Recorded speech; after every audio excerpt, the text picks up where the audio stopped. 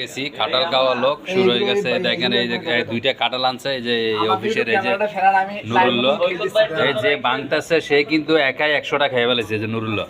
আর এই যে লিখন, এই যে শরীয়তপুরের লিখন, এই যে ভাত না খাইতে মিনিমাম 50টা কাঁঠাল খেয়ে ফেলেছে। দেখেন কাঁঠাল কুয়া আরো খাইতে আছে। আর ওটা দেখেন যে বিখ্যাত রোহিত ভাই, বয়স হলো 60 বছর।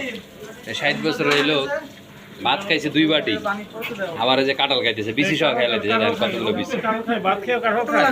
হ্যাঁ, আর এই যে দেলোয়ার ভাই কালকে সাপ দেখছিল, পরে দেখা যায় সাপ না, সাপের ল্যাঞ্জা।